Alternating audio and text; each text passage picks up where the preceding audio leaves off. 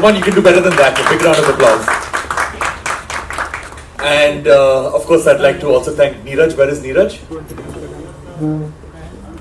Neeraj. Thank you, Neeraj, for all that you do. Big round of applause for Neeraj.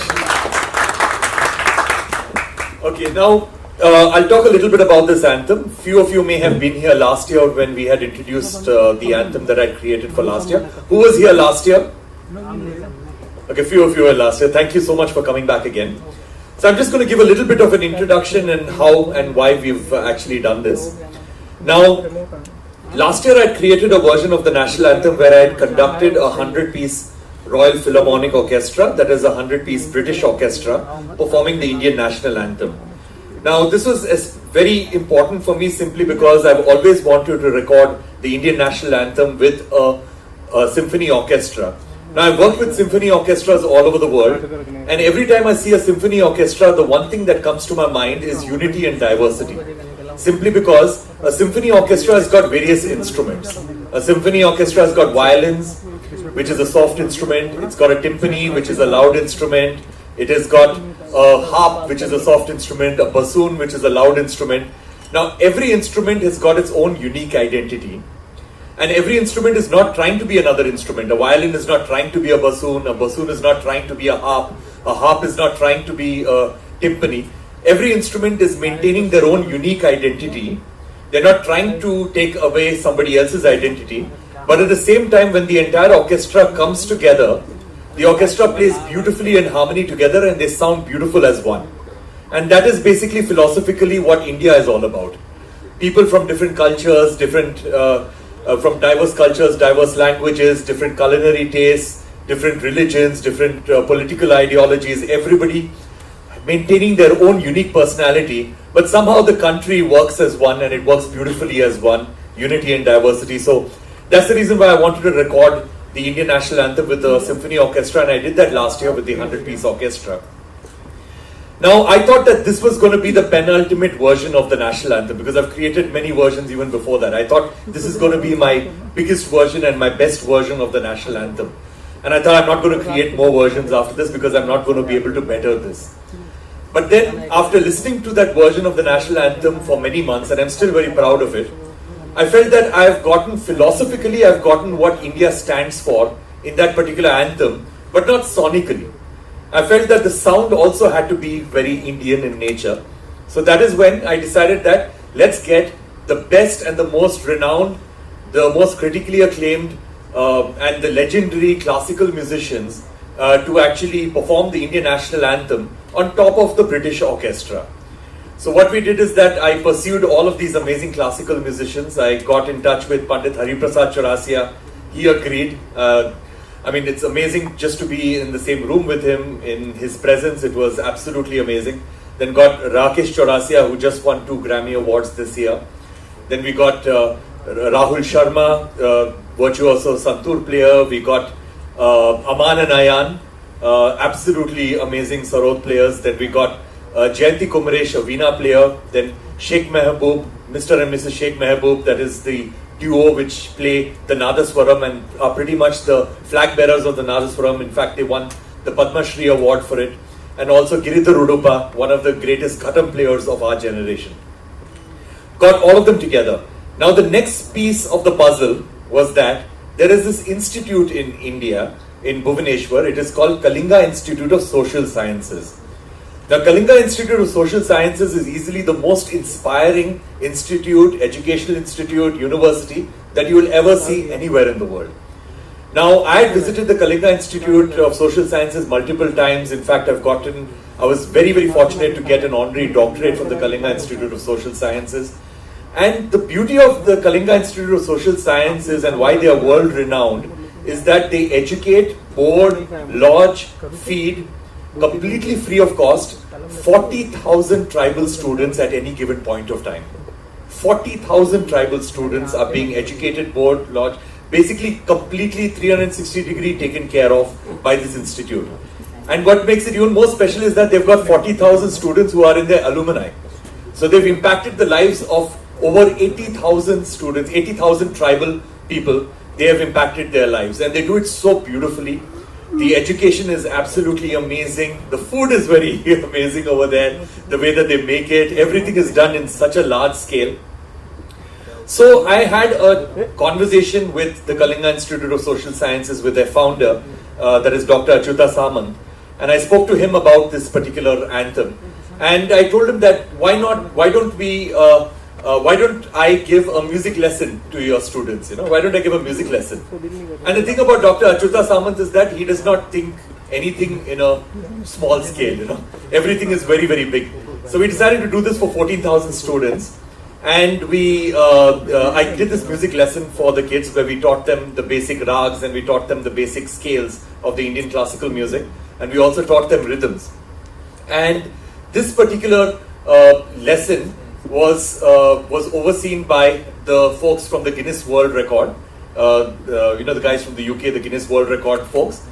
They came down, they ascertained it, and they figured out that it is the largest music lesson in the history of the world. So till then the record was held by a university in Tennessee, and the record was for 6,500 students. So we more than doubled the record. So it was pretty amazing, and we won that Guinness World Record. And that music lesson ended with us getting the students to sing the national anthem as a choir. It was an instrumental version of the national anthem, so they sang as a choir, and it sounded absolutely amazing. They sang in 4-part harmonies. So they sang as a choir. We converted their entire stadium at the Kalinga Institute of Social Sciences. We converted that entire stadium into a recording studio with over 200 microphones with very sophisticated recording technology, and we recorded the 14,000 kids at that particular session. So now what I'm going to do is that I'm going to show you a short video which is going to be about the Guinness World Record attempt, and then we'll carry on from there. You can play the video. And for me, I've always had this motto in my life that I only collaborate with musicians, any musician that I collaborate with. So I only collaborate with musicians who are better than me, who are better musicians than me, simply because for me each and every collaboration needs to be a learning experience.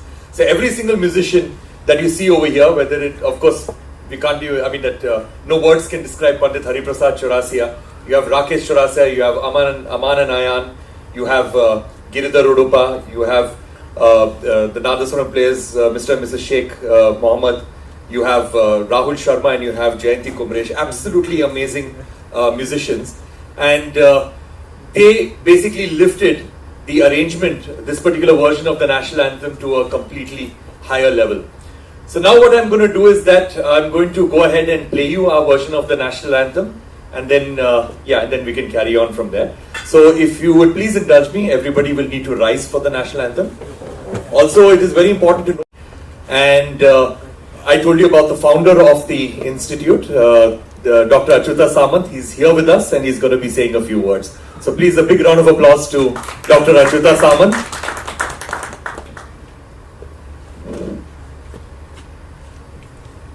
So good afternoon everybody present here. Respected Idiki KG and all the respected other persons associated with this program, Mobile नीचे करो, mobile. persons both from electronic print media and particularly officials from this great hotel Lina Palace. So I am very much happy and honored in the midst of all of you. You have been hearing a lot from the Mr. Ricky Keji. He has told the entire things.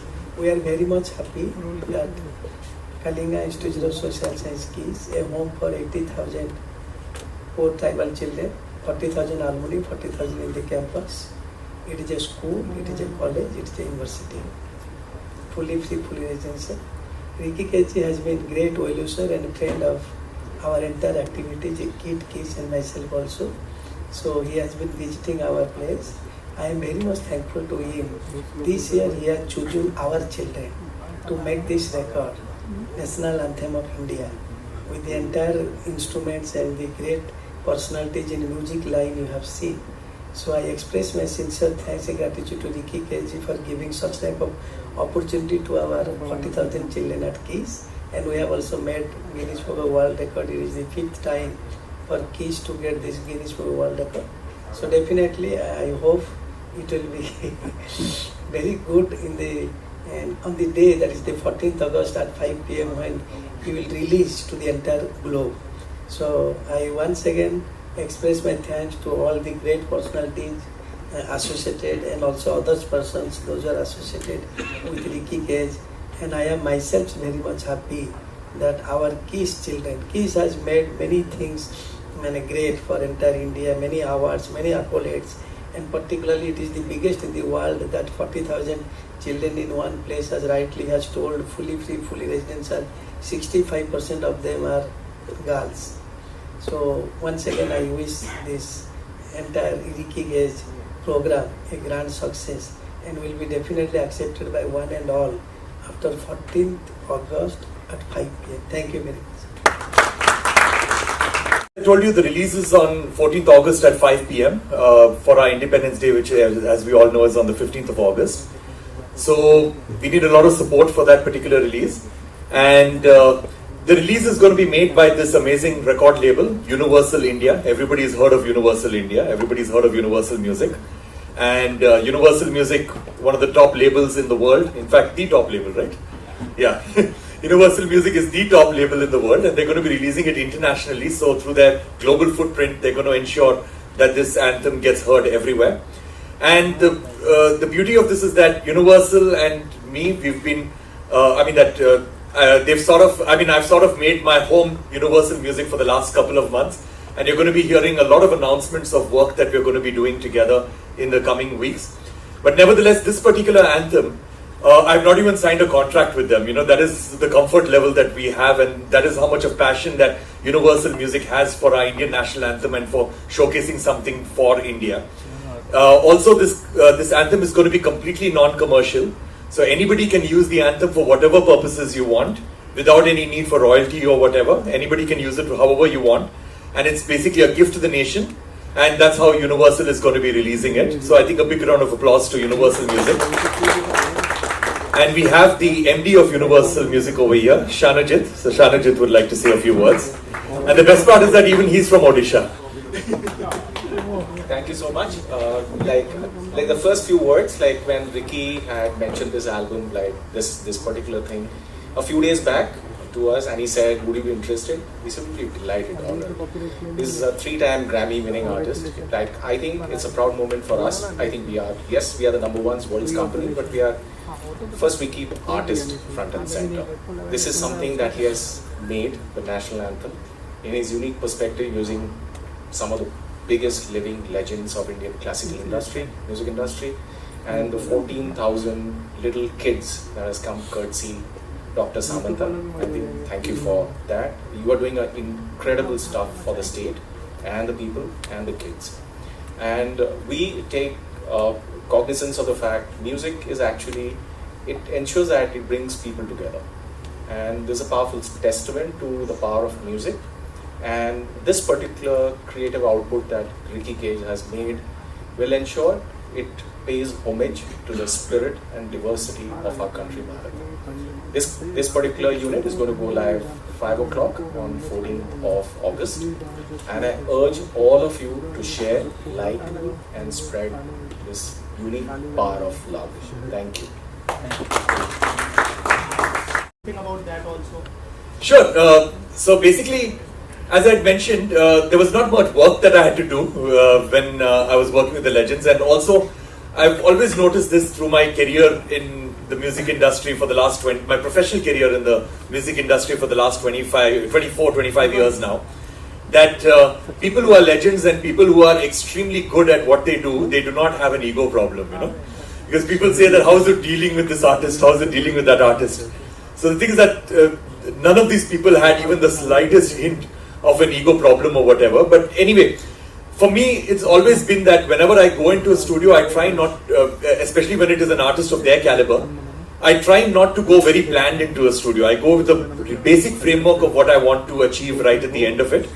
And then what I do is that I let the musician perform and record in their own style, so that they take they take the composition and they take the music to a whole new level, a level which I myself in my primitive brain cannot imagine. And that's exactly what happened over here when Pandit Hariprasad Chaurasia came in and he started playing the flute. There was no possible direction that I could give him, because he had already exceeded my expectations of what this recording was going to sound like, and I already had very high expectations with him. It's the same with Rahul Sharma. When Rahul walked in, it's the first time I ever met him, first time I recorded with him, and same thing, he just set up his santoor, we set up the microphones, he started recording, and the first few notes itself I realized that wow, this is magic, this is pure magic. And the more direction I give to these artists, with every direction I give these artists, the worse the track will become, so that is how it is, so basically I should just keep my mouth shut and let them do whatever they are doing, and let me just capture everything. So my purpose is just to capture everything that they're doing, and then later on post-produce it. That is what my job was to do with this thing. Hello, yeah. Oh, yes, sir. Yeah. First of all, congratulations. Thank you. You made us proud by doing this, and again in the Guinness Book of World Record. Thank you. So my question is, you dealt with all the legends. That was, okay, I can say easy job for you. But what about the kids, 14,000 kids? How you did, and what things came in your things, like what all things you have faced? Because they all are like students. So the thing is that recording with the kids and getting the kids to sing whatever I needed them to sing, that was the very simple part. Because the kids are amazing, they're very, very disciplined, and they're very, very enthusiastic. So there was absolutely no problem. The problem was the planning, the logistics, setting up that stage, because if you saw that image, we had like a cross-shaped stage. So because there were 14,000 of them. So how do I stay as close to as many of the kids at the same time as possible? So the way to do it was to build a stage which was in the shape of a cross, so I could walk in between the kids, and and I could give them instruction, and and I could be as close to them as possible. So that was one thing. Second thing is that it was raining on the day.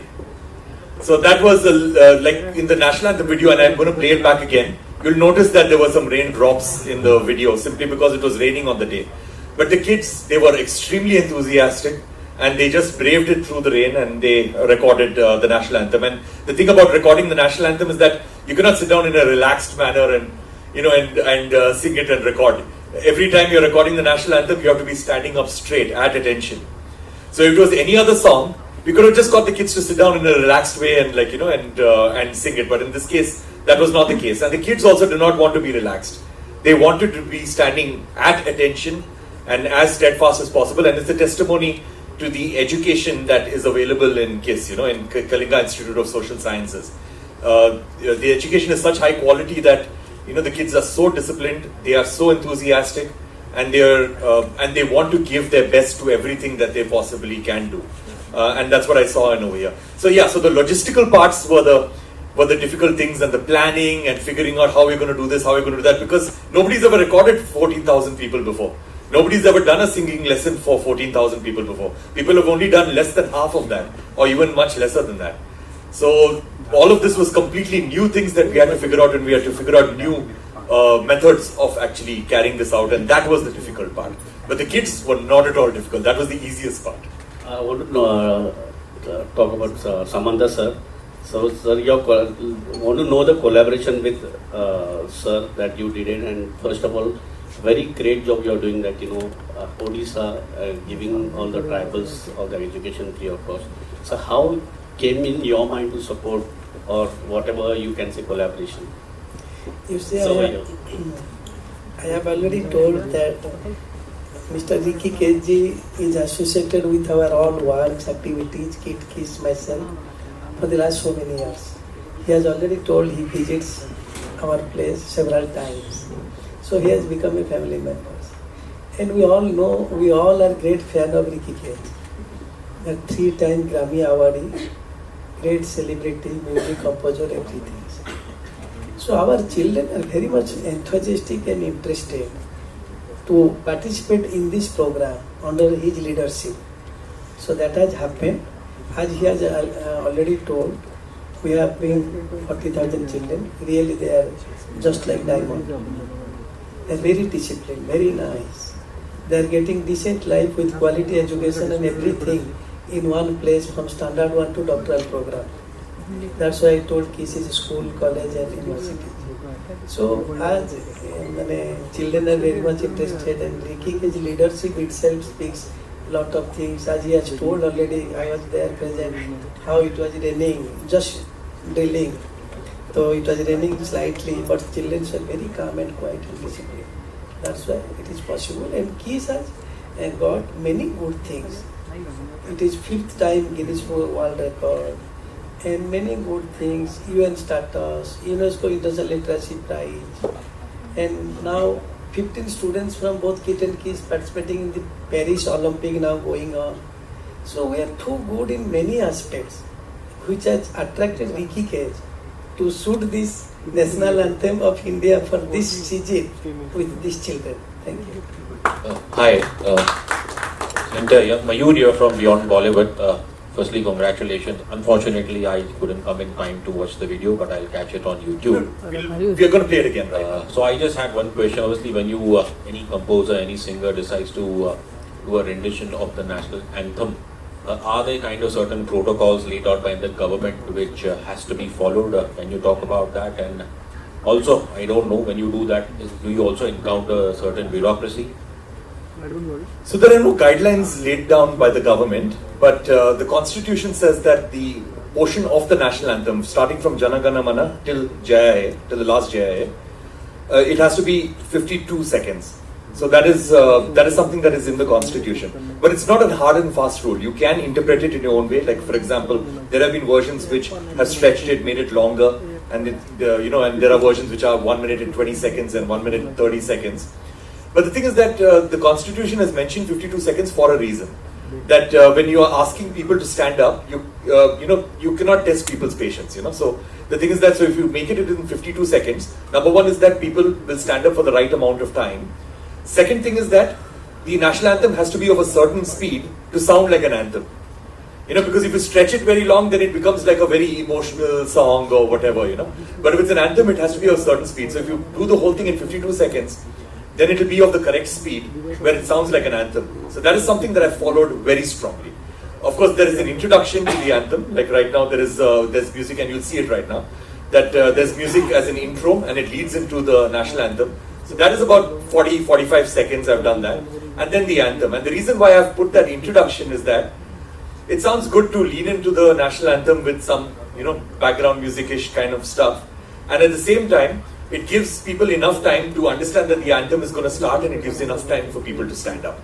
So that is the idea. But there are no hard and fast rules about it. But we, as citizens, it is our fundamental duties to respect the national anthem in the best possible way. So it is my duty that if I am making a version of the national anthem, I have to present that version and create that version with utmost respect to the national anthem, and to ensure that to ensure that it is loved by the country and it serves its purpose of bringing everybody together. Just a second question. You are someone who's obviously based out of India, and I can't recall the exact time, but it reminded me like more than a decade ago where the government had stipulated of playing of national anthems in cinema halls. So back then, obviously, there was difference of opinion. As someone obviously who's based outside of India and who experiences a different thing while entering a cinema hall in the US. So I just wanted your perspective on this whole thing. I'm actually based in India. I'm based in Bangalore. Okay. So that's of course I travel a lot, but my home is Bangalore, and I always say this that even though I travel a lot, my home has been Bangalore for the last now how many years? 38 years. So I've been educated in India, I've been educated in Bangalore. Everything has been in Bangalore. And now that I travel around, people ask me that, are you based abroad? Then I'm like, no, my dogs are in my home in Bangalore. And you can travel with your family everywhere, but where your dogs are, that is where your home is, you know. So my dogs are in Bangalore, so that is my home. So anyway, but to answer your question, I'll answer it anyway. I feel that the national anthem in cinema is a good idea, simply because I believe that the national anthem, especially like all over the world, national anthems come with a certain degree of controversy. Some people say that we like it. Some people say we don't like it. Some people say that it's we should change the national anthem. Some countries barely have a national anthem. Some countries have national anthem in multiple languages and they're not sure which one's the official one. In India, the national anthem is a zero controversy piece of music, where as soon as you listen to the first few notes of the national anthem, you immediately are compelled to stand up, or that is, if you can physically stand up, you're compelled to stand up, and you're compelled to respect the national anthem. And not only that, it also evokes a sense of pride of our country and a pride of our belonging. So I believe that it's a very, very powerful tune, and it's good to be reminded of that. Especially if you're going to an entertainment venue, I think it's good to be reminded of that. And the best place to play the national anthem is a theatre, because if you're playing it, let's say on radio, you do not know how people are listening to it, because people could be listening to it in the car, and you can't stand up in a car, right? And people could be listening to it when they are in the shower, or people could be listening to it, while they're relaxing, or when they're extremely tired or whatever. But in a movie theatre, it is a captive audience. It is an audience which is, all of them are facing one particular screen. Everybody are assembled over there, and usually nobody is sleepy before the movie starts. Yeah. So basically, everything is absolutely apt for the playback of a national anthem, and the sound system is amazing. So you've got a great sound system, you've got a great screen, so everything is absolutely apt for you to play the national anthem, and it's the best place to inspire people to remember that they have a country to serve.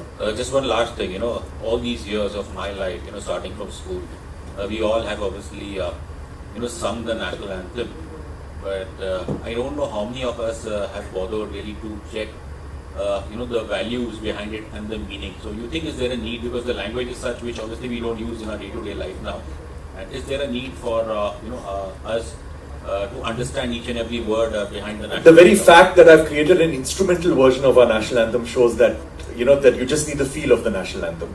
You actually don't need to go into every single nitty-gritty of every single word and all of that. Even though I think it adds a lot of value if you do that. I think it adds a lot of value if you know the meaning and if you get into the meaning of everything, which I have done. But the thing is that even if you do not, just the melody of it is good enough for you to evoke a sense of gratitude towards your country and a sense of duty towards your country. Thank you. Hi. Hi. Yeah, hi, Rick. Congratulations for this, first of all. This looks absolutely marvelous. Thank you. And my question to you is that this is so endearing and this is so nice to, firstly I would like to tell everybody that, freedom did not come for free. So, and making such a beautiful radiation of national anthem. When did this idea come into your mind that I'll get all the legends all together and I'm going to have 14,000 kids singing it? When did this idea come into your head? So Because this is amazing. I mentioned to you earlier about the whole story about how it came across that, so I'll just repeat it in bullet points. So last year I'd done the orchestral version, and then this year I decided that, or after listening to that multiple times, that we have to get the Indian soul into it. So that is the reason why we got the best musicians in India to be a part of this. And then after that, inspired by the institute, because I visited the institute, that is Kalinga Institute of Social Sciences, so many times, that it just inspired me that I have to do something with the kids over here. I have to do a music class, and then that has to culminate in them recording the national anthem, and that's how it was. So basically that.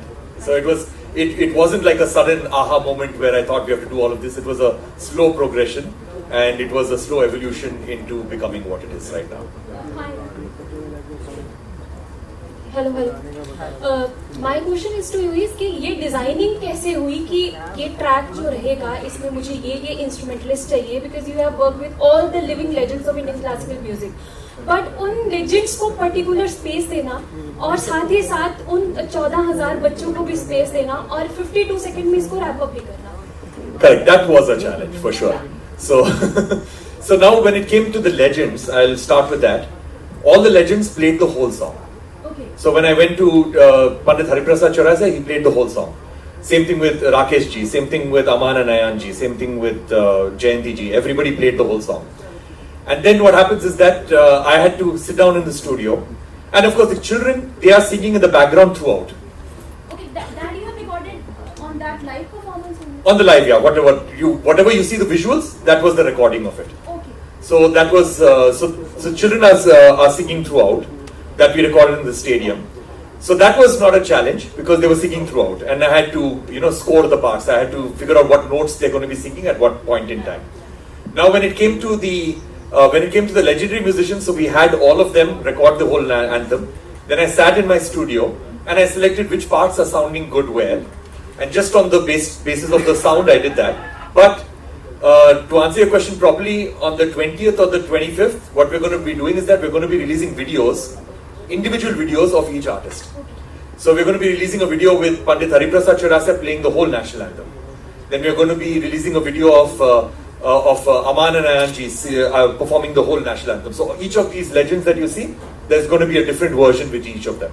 So you'll be able to hear them rather than playing that one small part. You'll be hearing them playing the entire anthem. Mr. Ricky, talking about legends, can we to your left, sir? Can we expect a hat trick next year? More and more legends, Also, we can connect Bollywood or Hollywood because you are doing good things in abroad and now in India also. So, can we expect that kind of thing, especially for all the audience over here? Like what do you mean? A collaboration with the legends. I mean, not just singers, musicians, but actors coming along. In the 90s, we used to see this thing on the TV that everyone is coming together, all the legendary actors, and then they are doing something. Yeah. No, I guess it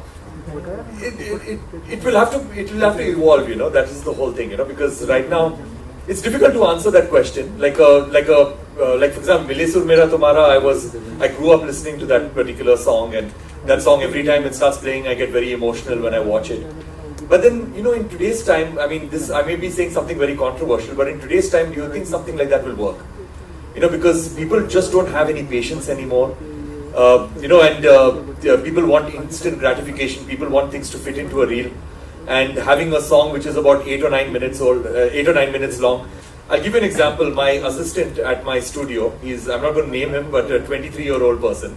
So I was giving him some references for music. And I told him that, you remember Mile Sur Mera Tumhara, and he had no idea what that song was. So the thing is that the younger generation is not sensitized to that music because they listen to a different kind of music and a different style of music. So I guess short form content is what people are consuming right now. So a song which is so long and and also the thing is that people are getting overly sensitized there's I would say over-sensitization to certain things. Like for example, Mile Sur Mera Tumhara, in my opinion, is very representative. But what will happen in today's time is that somebody will get up and say that, oh, my region is not represented, or my language is not represented. Why do you have that language? So that's another problem today, that people will always find fault with something that has been created with the best of intentions. So that is why it's a very difficult question that you've asked me. So I'm just thinking my mind out right now, and I'm just trying to make sense of what I'm saying. But I'm saying that Mile Sur Mera Tumhara in today's time would be a very, very difficult thing to do. Sure.